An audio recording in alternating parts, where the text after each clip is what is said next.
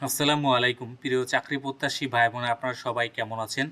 আজকে আমরা আমাদের এই ভিডিওতে পল্লী উন্নয়ন ও সমবায় বিভাগ থেকে প্রকাশিত হওয়া নতুন একটি নিয়োগ বিজ্ঞপ্তি নিয়ে বিস্তারিত আলোচনা করব। আপনি এই ভিডিওর মাধ্যমে জানতে পারবেন আপনি কিভাবে আবেদন করবেন, আবেদন করার শিক্ষাগত যোগ্যতা, সমস্ত বিষয় এ টু জেড আপনি এই ভিডিওর মাধ্যমে জানতে পারবেন। চলুন কথা না বাড়িয়ে তবে মূল ভিডিওতে প্রবেশ করি। মূল ভিডিওতে প্রবেশ করার আগে আপনাদের কাছে একটু অনুরোধ, আপনি যদি আমাদের চ্যানেলে নতুন হয়ে থাকেন তবে আমাদের চ্যানেলটি সাবস্ক্রাইব করতে ভুলবেন না। আমাদের চ্যানেল বাংলাদেশ থেকে প্রকাশিত হওয়া সকল ধরনের নিয়োগ বিজ্ঞপ্তিগুলো নিয়ে বিস্তারিত আলোচনা করে থাকে। আপনারা এখানে দেখতে পাচ্ছেন যে স্থানীয় সরকার পল্লী উন্নয়ন ও সমবায় মন্ত্রণালয় থেকে কিন্তু এই নিয়োগ বিজ্ঞপ্তিটি প্রকাশিত করেছে। তারা কিন্তু পল্লী উন্নয়ন ও সমবায় বিভাগ প্রশাসন শাখা ১ এর উক্ত পদে জন্য কিন্তু তারা এই নিয়োগ বিজ্ঞপ্তিটি প্রকাশিত করেছে। এই নিয়োগ বিজ্ঞপ্তিটি কিন্তু পূর্বে একবার প্রকাশিত হয়েছিল। তারা এখানে কিন্তু বলেছেন যে পল্লী উন্নয়ন ও সমবায় বিভাগের রাজস্ব খাতভুক্ত নিম্নোক্ত পদসমূহ অস্থায়ীভাবে সরাসরি নিয়োগের লক্ষ্যে পদের পার্শ্বে বর্ণিত শর্তে বাংলাদেশের প্রকৃত নাগরিকদের নিকট হতে তারা কিন্তু অনলাইনে আবেদন আহ্বান করেছেন। আপনাদের কিন্তু অনলাইনে আবেদন করতে হবে।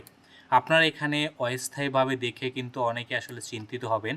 অস্থায়ীভাবে বলতে কিন্তু বোঝানো হয়েছে সাধারণত সব ধরনের নিয়োগ বিজ্ঞপ্তি কিন্তু প্রথমে অস্থায়ী ভিত্তিতে হয়, পরবর্তীতে কিন্তু আপনাদেরকে স্থায়ীকরণ করা হয়।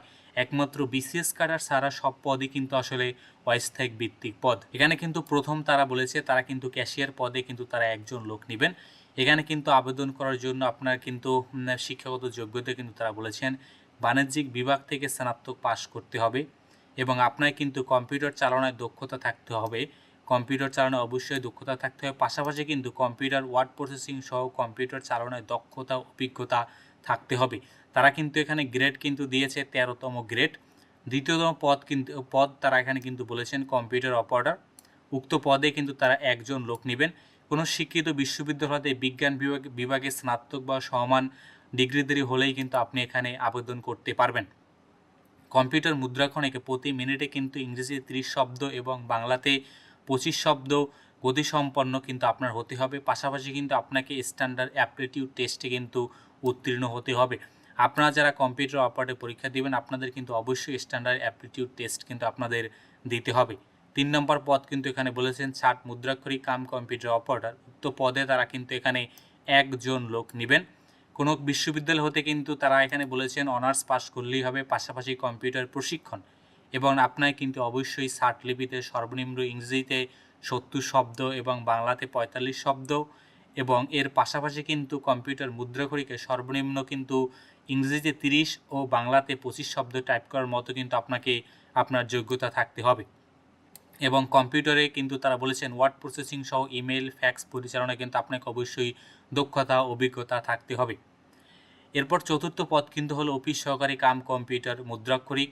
উক্ত পদে তারা কিন্তু এখানে দুজন লোক নেবেন। কোনো শিক্ষিত বোর্ড হতে উচ্চ মাধ্যমিক সার্টিফিকেট বা সমমান পরীক্ষায় উত্তীর্ণ হতে হবে এবং কম্পিউটারে কিন্তু আপনাকে প্রশিক্ষণ প্রাপ্ত হতে হবে।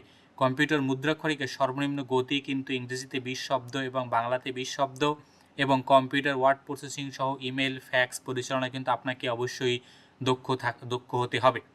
পঞ্চম পদটিও হলো অফিস সহায়ক। অফিস সহায়ক পদে কিন্তু তারা মূলত একজন লোক নেবেন। কোনো শিক্ষিত বোর্ড হতে মাধ্যমিক স্কুল সার্টিফিকেট বা সমান পরীক্ষায় কিন্তু আপনার উত্তীর্ণ হলেই কিন্তু আপনি এখানে আবেদন করতে পারবেন।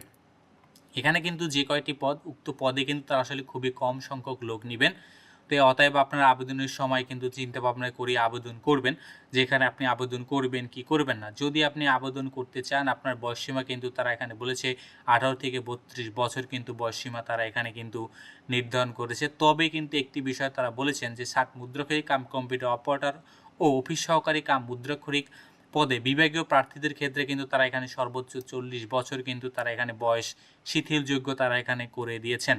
আপনারা যারা আবেদন করতে চান আপনাদের কিন্তু তাদের দেয়া যে লিঙ্ক রয়েছে তারা কিন্তু এখানে বলেছেন পরীক্ষায় অংশগ্রহণে ইচ্ছুক প্রার্থীগণ rdcd.teletalk.com.bd ওয়েবসাইটের মাধ্যমে কিন্তু আপনাদেরকে আবেদন পূরণ করতে হবে।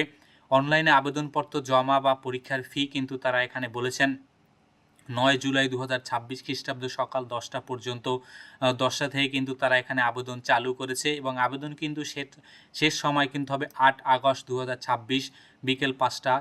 অতএব আপনি যদি আবেদন করতে চান আপনাদের কিন্তু এই সময়ের ভিতরে আবেদন করতে হবে। আবেদনের সময়সীমা কিন্তু খুব একটা বেশি নেই, আর মাত্র কিন্তু অল্প কয়েকদিন বাকি আছে আবেদনের সময়। অতএব আপনারা এখানে যারা আবেদন করবেন আপনারা কিন্তু খুব তাড়াতাড়ি আবেদন সম্পন্ন করবেন। আবেদন করার জন্য কিন্তু আপনাদের খুব বেশি একটি টাকার প্রয়োজন হবে না। তারা কিন্তু এখানে বলেছেন যে 1 থেকে 4 নং পদের জন্য কিন্তু মাত্র 112 টাকা এবং শেষ নং পদ মানে অফিস সহায়ক পদের জন্য আপনার কিন্তু মাত্র 56 টাকা কিন্তু আপনার ব্যয় করতে হবে। তাহলে কিন্তু আপনি এখানে ইজিলি আবেদন করতে পারবেন। তো ধন্যবাদ আপনাদেরকে এতক্ষণ আমাদের সাথে থাকার জন্য। আর আপনি এখনও যদি আমাদের চ্যানেলটিতে সাবস্ক্রাইব করে না থাকেন তবে আমাদের চ্যানেলটি সাবস্ক্রাইব করতে ভুলবেন না।